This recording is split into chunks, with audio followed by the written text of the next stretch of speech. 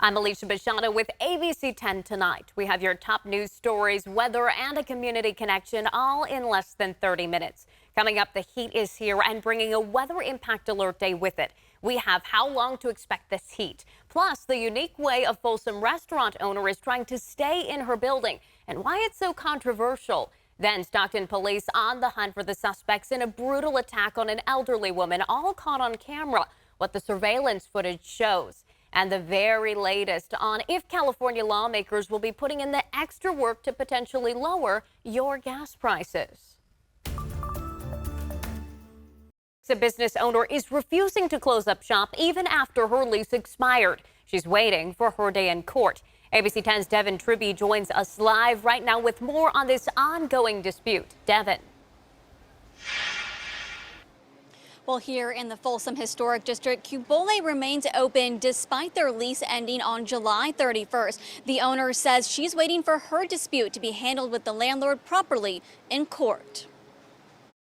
Cubole Casina and Cantina has been a family restaurant in Folsom for 20 years. Translated, Cubole means what's up, and that's what owner Diana Cadron is asking. What's up with her lease not being extended after she's put $100,000 of work into this site? Well, we were in the process of renewing, going back and forth, talking about the prices for our lease and for common area maintenance, the prices for that moving forward. During those talks, everything just abruptly shut down. Cubole signed a lease in 2014 in historic Folsom for 5 years with the option of renewing for up to 20 years. Mo Harani purchased the property, becoming her new landlord. Calderon says they renewed in 2019 and then received an eviction notice to leave by July 31st. She alleges it's retaliation for a lawsuit her employee filed after being in a property's elevator that broke, falling 2 floors. It all happened the same weekend. The lawsuit was filed in Sac County on Friday, May 10th, and on May 13th, he put the notice up on the window, to vacate the premise. ABC 10 spoke with landlord Mo Harani. He did not wish to do an interview, but provided this statement. The eviction process has already begun. I would prefer that this play out in the legal system. I trust the legal system. Harani says the restaurant didn't say they wanted to renew within the 90-day period. He also says Calderon claiming she emailed him about renewing is false. I want to wait it out until our day in court, and I want a judge to decide who owes who money. Calderon is looking for her $5,000 deposit back and reimbursements on repairs she did for broken windows, leaking roofs, water damage, and more. Calderon says once this is all settled, she hopes that they can find a new location, one where they can own it themselves. Reporting live in the Folsom Historic District, Devin Tribby, ABC 10. All right, thank you, Devin. We'll see how this issue gets resolved. Tonight, the governor is addressing questions as state lawmakers are called back to work. He wants them to address gas prices and big oil. ABC 10's Becca Hobbecker joins us in studio tonight with what that means. Alex, you may recall big increases in the price you pay for gas in recent Septembers and Octobers. Oil refineries tell us that's due to planned and unplanned maintenance at their refineries. But Governor Newsom says that's no excuse for high gas prices, and he's asking state lawmakers to do something about it.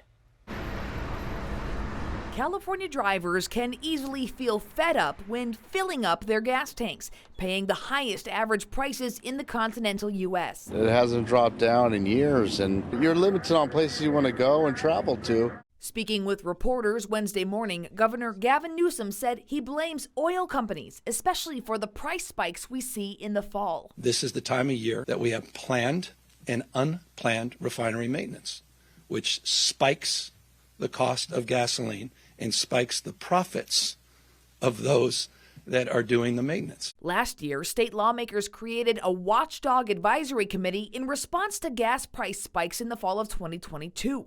Reports from the committee show oil companies failed to keep enough extra fuel supply on hand when they knew maintenance would cut production. And that low supply led to high gas prices for Californians. Hardworking folks being fleeced by the greed of these oil companies. On Saturday, the final day of the regular legislative session, Newsom called a special session on gas prices to convene as soon as possible.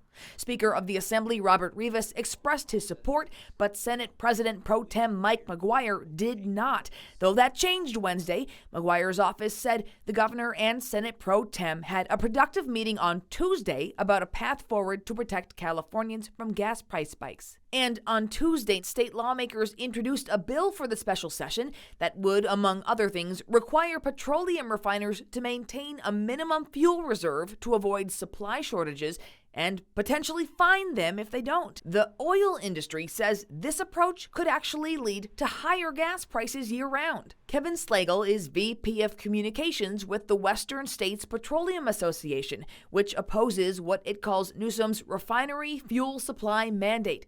He says oil refineries are dialed in to produce fuels very efficiently. The governor says we'll just ramp up to add supply. That doesn't work.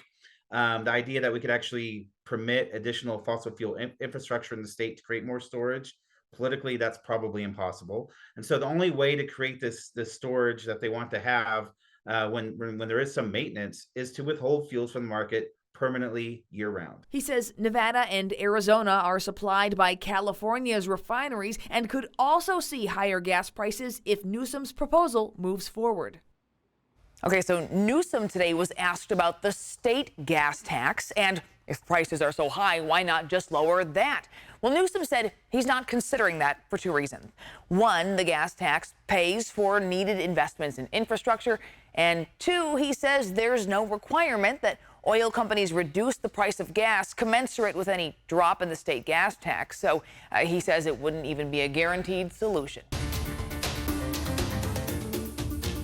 Elderly woman attacked and robbed in broad daylight. Tonight, Stockton police are searching for the teenage suspect. ABC 10's Gabriel Porras shares the surveillance video of the attack. No words, just shock when we showed Stockton ATM user Annette Sanchez this video. They're such cowards. It's disturbing that we can't even come to a supermarket, you know.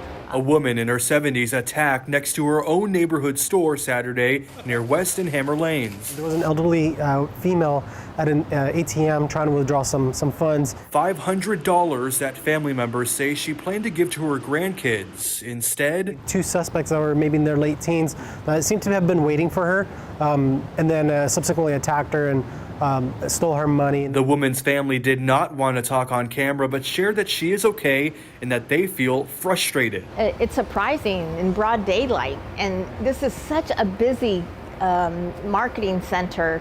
There's so many other businesses here. This sign, posted just a few feet away from the ATM, offers some tips on how to stay safe, but police say there are even more things that people can be doing. Picking the location, somewhere that you feel safe.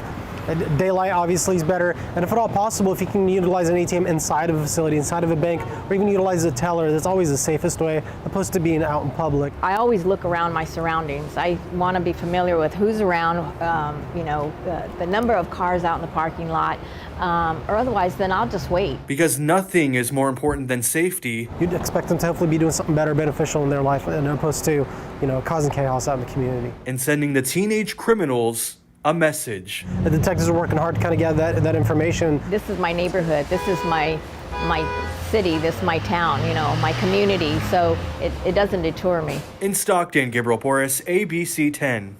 A scary situation. Gabe, thank you for tracking that for us. And if you recognize the suspects or know anything about what happened there, contact police or Stockton Crime Stoppers. Crime Stoppers is offering a cash reward and anonymity for information leading to an arrest. Back in our region, a weather impact alert here in Northern California as triple-digit temperatures return. Chief Meteorologist Monica Woods joining us now. And Monica, this heat is not over just yet. That's right. We really felt the impacts of it for today. It was noticeably different than what we saw certainly over the weekend. Heat advisory in place until Friday at 8 p.m. Major to almost extreme heat risk in pockets throughout the valley and the foothills. Highs between 100 and 106, as well as that elevated fire danger. We're going to be tracking it all. One thing that I have heard from folks is that at least it doesn't feel as bad as that July heat that we had to deal with because of the sunset being a little bit earlier. You can see how much earlier it is. Back on July 4th, we had that sunset at 8:34. So we had to deal with this heat for almost an hour later than where we are right now. Our sunset now at 7:30. So there's a little bit of a promise out there. As far as our summer rundown for 2024, now this is meteorological summer, June 1st through August 31st. Warmest summer on record for downtown Sacramento with the average temperature of 80.3 degrees. July, the record warmest month with an average temperature of 84.2 degrees. That's for the entire year. We've never had another month that was that warm. Plus, we have the most 100-degree days in the summer season, 37 so far for the year. We're going to add to that this week. Our big mountain backyard right now, sunny skies. We are in the 100s, so we're going to be adding those 100s to that number. Sacramento, Stockton, Modesto, all at 101. Marysville, 103. Tahoe right now at 81 degrees with sunny skies. So with the 100s, we'll make another return tomorrow. In fact, that's going to be our peak heat with highs right around 105 to 106 throughout the valley. Our sunrise at 6:39, so we get a later sunrise and earlier sunset. So again, the daylight hours at least are shrinking, but it's a big temperature increase with that major to extreme heat risk in play and the elevated fire danger that we'll be tracking under that ridge of high pressure. The other component to this weather system that we're looking at is as that high pressure system moves off, we do have a little low feature that's going to move onshore. That's going to create some instability and a slight chance for thunderstorms in the Sierra on Friday. It'll move out pretty quickly, so we're right back to the dry weather, but much cooler weather ahead by next week's forecast. In fact, we're also calling for a slight chance for showers. So the likely warmer scenario moves eastward, and behind it, we are going to get that likely wetter setup heading our way next week. In the meantime, it is summer heat. Highs in the 80s up top for the Sierra with 90s and 100s for the foothills. Along the coast, we're in the 70s, but once we head inland, we're right back into the 100s, and it's widespread throughout the region. Morning lows in the mid to upper 60s. Some of us only bottoming out near 70. Chance of thunderstorms on Friday for the Sierra. For the foothills, we're calling for cooler conditions this weekend, but we're going to have a couple days close to 100 and 70s along the coast. Weather impact alert days are Thursday and Friday. We're going to see some cooling this weekend, not necessarily below average. It's not until next week that we get to that setup with, again, that slight chance for showers on Wednesday. All right, folks, remember to stay hydrated as we continue to experience this heat. We know Monica will be tracking it all for us. Thank you, Monica. The teen accused of shooting 49ers first-round pick Ricky Pearsall during an attempted robbery Sunday in Union Square faced a judge today in Sacramento Juvenile Court. His attorney told reporters after the hearing that his client is very sorry about what happened. We're now getting a clearer picture of just how the attempted robbery and shooting all unfolded on Saturday afternoon in Union Square. A video that shows the suspect seconds after the attack. Dion Lim talked with the woman who was behind Pearsall when it all happened. We just shot the gun 3 times, so we just ran. In exclusive video, time-stamped 3:33 p.m. Saturday, August 31st. Watch as a group of people make a mad dash down Geary, running from gunshots that wounded 49ers wide receiver Ricky Pearsall. You could see he was shot right into the chest. I just obtained this police report, which outlines the details of where Pearsall was shot and where the suspect was apprehended. Combine that with witness accounts and new surveillance, and the details are dramatic. 15 seconds after the group runs by, surveillance shows a figure dressed in all black running too. He drops a gun, identified by officers as an unregistered Glock, and is clutching his left arm. He walks across the street where he encounters SFPD. According to the report, an officer noticed the young man's arm was bleeding. He then asked, "Who shot you? Do you know who did this? What's your name?" The young man didn't respond. He's then taken into custody. Just at the corner on Grant, police were tending to Pearsall, who'd been shot in the chest. I spoke to a number of witnesses, including a woman named Shan vacationing from Manchester, England. She and her friend were just feet away from Pearsall when he was shot. And we walked out of Macy's, and we both noticed the guy next to us because he had 2 big shopping bags. One was a Rimowa, and one was a big orange Louis Vuitton bag. According to the report, Pearsall says the suspect told him, "Give me everything you got." Documents show Pearsall was wearing a white gold chain valued at $30,000 and a Rolex valued at $9,000 on his wrist. He wore them during an autograph signing earlier in the day. We walked just a few meters in front of him and could hear commotion, and we turned around and there's this young boy with all in black trying to grab his bags. As Shan tells it, that's where she saw the suspect pulling the gun and the ensuing struggle for both Pearsall's bags and the weapon. He was not giving up without a fight. He's brave. Stay up to date on all 49ers developments and the latest news about Ricky Pearsall with the ABC 10 Plus streaming app. Just look into the sports tab. The app is free for Roku, Amazon Fire TV, and Apple TV.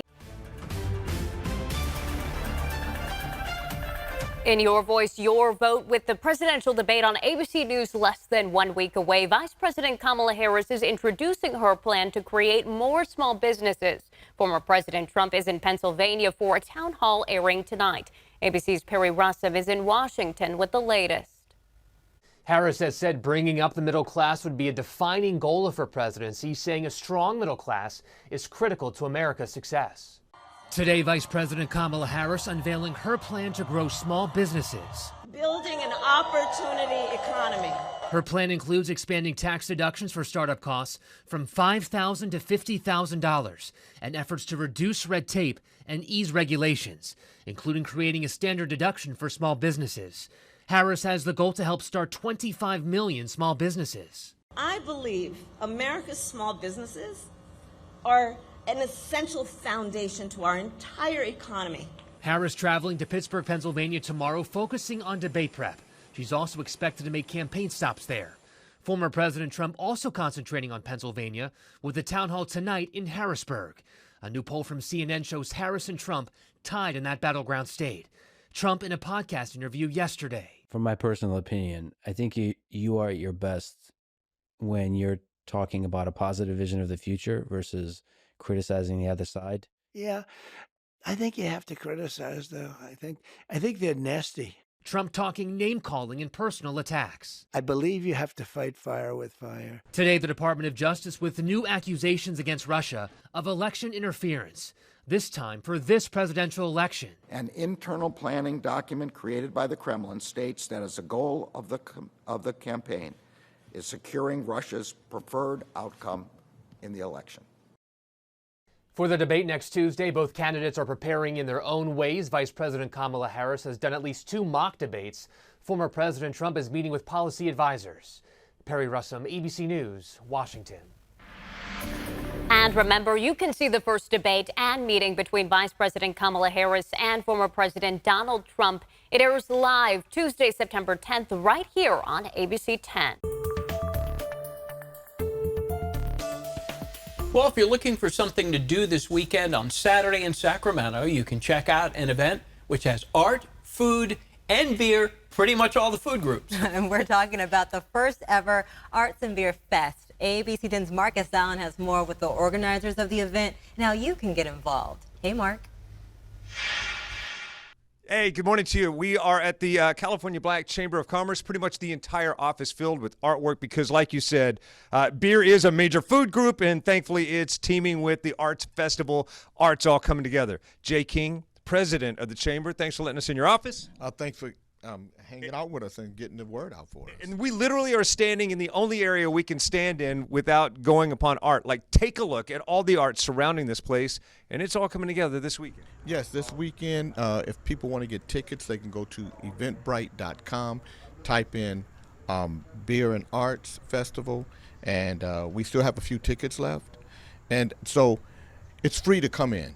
Anybody who wants to come, they can come. They can see the art, they can eat the food. I love that word free, but there's always an upgrade available.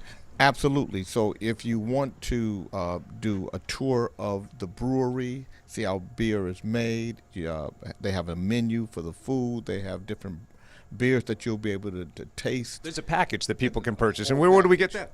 At eventbrite.com. Awesome. And I want to talk to some of the artists that are there. Yes, it's going to be visual arts. It's going to be all kinds of art medium.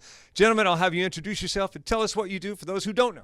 My name is Lucky Withersfield. I'm a songwriter and singer. Lucky, I've known you for a long, long time, like a major athlete turned music. And at this festival, you're not going to be performing, but other artists are selling their wares. You're going to have your physical media there available. Yes, we'll have some songs that you can buy, some merchandise that you can buy. So come on out and hear some audio artists as well. Lucky, thanks for supporting the community, as always. Sir, introduce yourself. Commande Miller. That's Kumandae.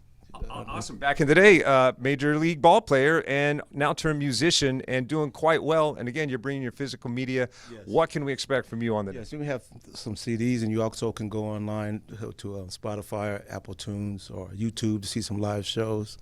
I'm grateful to be here and thankful. Man, it's grateful to have you. I'm grateful to have you here, as is Mr. Jay King. Once again, I want you to take a look at all of the art that's available here. You have scoured all of Northern California, but mostly local. Yeah, we really, this is our first time doing it. 14 to 16 artists will get a chance to showcase their art, but we're going to do it again next year and the year after that. This is going to be an annual event, and we just want to make it a big old festival that hopefully stretches 3 days, and then some live performances and maybe even some live artistry. You watching an artist create something. Yeah, it's going to be really awesome. Beer and art coming together. I see camera guy Don started wandering into that room. So any of that art is available. I can get you an early bird purchase. Anchor people back in the station. Back at you. It's really cool that the event allows local artists to showcase their work because we have a lot of talent right here in Northern California. Thanks for watching. At ABC 10, we stand for you. You can catch us anytime that fits your schedule with the ABC 10 Plus app. It's on Roku, Amazon Fire TV, and anywhere that your smart TV is connected. Stay around for late news tonight at 11. Weekday mornings on ABC 10. I know what we're doing. We're getting you ready. Oh, you're going to know first. About the breaking news that affects you. What happened overnight right here in Northern California. And across America. Plus my 10-day forecast helping you plan and keeping you safe. That's how we do mornings. So you're ready to take on the day. ABC 10 Morning News. And Good Morning America. Right here on ABC 10. See you weekday mornings starting at 5.